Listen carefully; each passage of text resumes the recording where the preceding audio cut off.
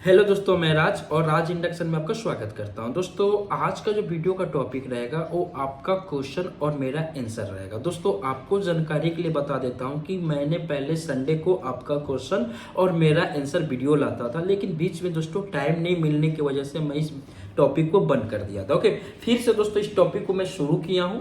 इससे दोस्तों क्या होता था कि जो नए नए मैकेनिक हमारे इस लाइन में आते थे, काम सीखते थे, या दोस्तों उनके मन में कुछ डाउट हो जाती थी, उसको कमेंट करते थे, उस कमेंट को दोस्तों मैं रिप्लाई करता था वीडियो बना के। ओके, तो दोस्तों फिर से इसको मैं शुरू कर रहा हूं और दोस्तों आपको बताना चाहता हूं कि हो सकता है दोस्तों ये रेगुलर रहे, अगर अच्छा खासा यहाँ पे मान लो आप लोग का सपोर्ट मिले तो सबसे पहले दोस्तों आज मैं किसी का क्वेश्चन नहीं उठाया हूं, खुद से क्वेश्चन दोस्तों मैं अपना उठा रहा हूं।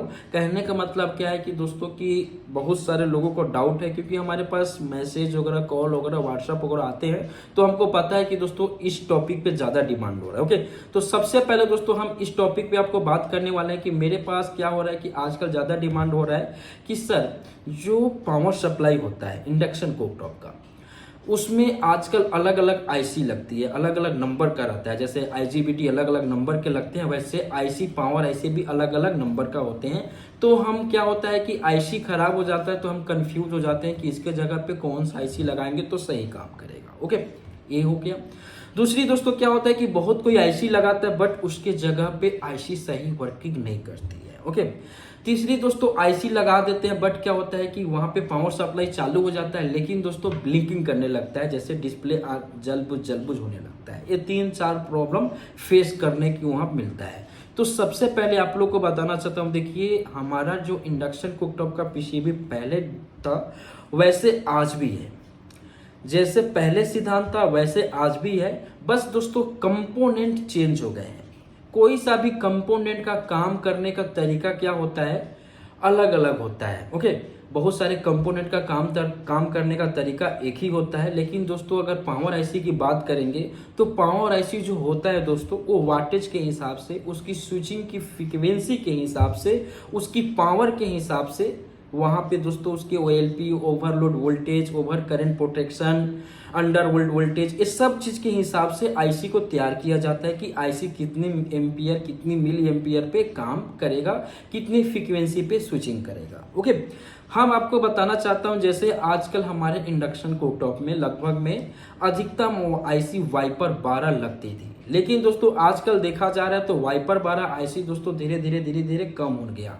अधिकतम क्या होता है दोस्तों 8124, 8044, डीके का सीरीज, डीके 112, डीके 106, 8022, ऐसे आजकल आईसी आ रही है। ब्रांड कंपनियां की बात करूं, हेवल्स हो, फिलिप्स हो, उषा हो, बजाज हो, वो अधिकतम 8044 और 8124 आईसी यूज करती है। नॉर्मल दोस्तों पिजन कंपनी अपना डीके का सीरीज यूज करती है। तो ऐसे दोस्तों क्या होता है कि हमारे पास जब रिपेयर होने के लिए आता है, अगर 8044 या 8124 खराब हो जाता है, हमारे पास वो आईसी अवेलेबल नहीं हो पाती है, अगर अवेलेबल भी होती है तो थोड़ा कॉस्टली लगता है, तो हम दोस्तों वहाँ पे वाइपर वगैरह यूज नहीं कर पाते हैं और उसके जगह पे हम SMPS power supply module use कर लेते हैं। ओके, तो दोस्तों इसी टॉपिक पे है। अधिकतम क्या होता है दोस्तों आपको बताना चाहता हूँ, देखिए कोई सा भी कंपोनेंट हो, सभी कंपोनेंट का क्या काम करता है, उसका काम करने का कितनी स्विचिंग है, कितने मिली एम्पियर पे काम करता है, कितने वाट क्या है, उसके अंदर की सर्किट की डिजाइन कैसा है, सबका डेटा शीट अवेलेबल होता है। लेकिन दोस्तों हमारे इंडक्शन कुकटॉप की पावर सप्लाई में वाइपर 12 आईसी और अपवाद में बात करूं 1-2 आईसी और है, उसका डेटा शीट आपको मिल जाएगा, लेकिन बहुत सारे आईसी का डेटा शीट नहीं मिलता है। लेकिन दोस्तों क्या होता है कि आपको बताना चाहता हूं, जैसे क्या होता था कि पहले हमारे इंडक्शन कुकटॉप के एसएमपीएस पावर सप्लाई होते थे, यानी समझ लो आइसोलेटेड नहीं होता था, क्योंकि इसका भी एक कारण है, इसका मैं वीडियो अगर इसमें बात करूंगा तो आप समझ नहीं पाओगे कि आइसोलेटेड क्या हो गया। दोस्तों अभी जो आजकल का हमारा इंडक्शन कुकटॉप का पावर सप्लाई आ रहा है वो बक कन्वर्टर एसएमपीएस यूज कर रहे हैं, समझ लो buck converter power supply use कर रहे हैं। Okay, buck converter power supply क्या होता है, जो हमारा एसएमपीएस चॉपर होता है उसी के जगह पे दोस्तों हम एक इंडक्टर क्वाइल और उसके समझ लो सेपरेट में एक और से हमारा ट्रांसफार्मर जैसे वाइंडिंग करके लगा देते हैं, उसको बक कन्वर्टर सप्लाई बोल देते हैं, जिसका दोस्तों इसका मैं बहुत सारे वीडियो में बता भी चुका हूं और आपको उसका ड्राइंग भी बना के दिखा भी चुका हूं। ओके, तो दोस्तों अपने टॉपिक पे आते हैं। हम दोस्तों यहाँ पे पावर सप्लाई नहीं मिलने की वजह से हम दोस्तों वहाँ पे पावर सप्लाई मॉड्यूल लगाते हैं, या दोस्तों हम उसमें कंफ्यूज हो जाते हैं, नए लोग तो मॉड्यूल भी नहीं लगा पाते। तो सबसे पहले क्या होता है दोस्तों, देखिए वाइपर 12 का आपको डेटा शीट आसानी से गूगल पे मिल जाएगा। उसका दोस्तों उसको क्या क्या कंपोनेंट का ज़रूरत है, उसकी सर्किट क्या कहती है, उसका चलने का समझ लो सर्किट किस टाइप का बनेगा, उसको आप एक बार अपने माइंड में बैठा लो।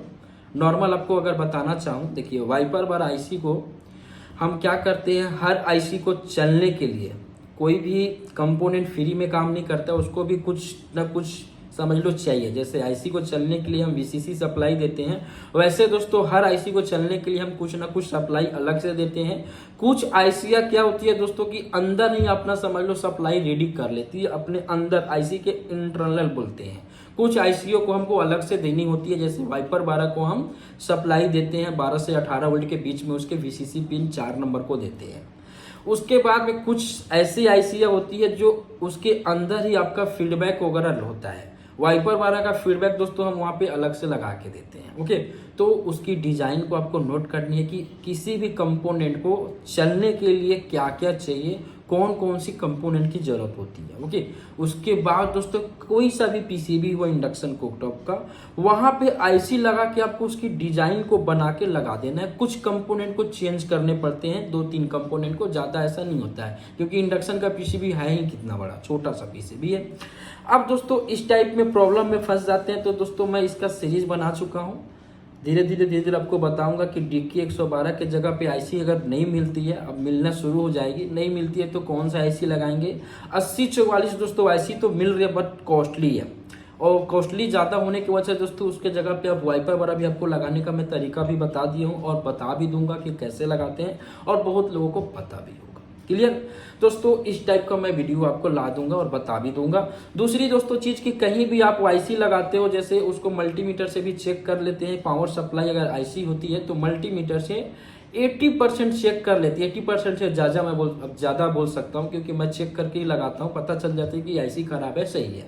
तो उस चीज़ के लिए भी मैंने आपको धीरे धीरे बता दूंगा कि मल्टीमीटर से भी कैसे चेक करेंगे। अब हम यहाँ पे आते हैं दूसरी क्वेश्चन। पहला तो आपका एसएमपीएस हुआ। अब दूसरा क्वेश्चन क्या होता है कि जैसे आपने बहुत सारे इंडक्शन कुकटॉप का अगर मान लो पहले से, जैसे मैं 2016 से हूँ, तो पहले एरर के हिसाब से हम रिपेयर करते थे। अब एरर के हिसाब से कैसे, मान लो कि इसमें E1 आ रहा है, E1 का सेक्शन कौन सा है, एक बार उसको ढूंढने में टाइम लगता था, उसके बाद याद हो जाता कि इसमें E1 आ रहा है तो कौन सा सेक्शन का प्रॉब्लम होगा, E2 आ रहा है तो इसमें कौन सा सेक्शन का प्रॉब्लम होगा। ओके, तो दोबारा जब आपके पास कंप्लेन आता है, या दोस्तों मान लो दूसरा कोई सेम टू सेम पीसीबी आती है, सेम टू सेम एरर आता है, तो उसमें टाइम नहीं लगता था, उसमें आपको जल्दी जल्दी रिपेयर हो जाती थी।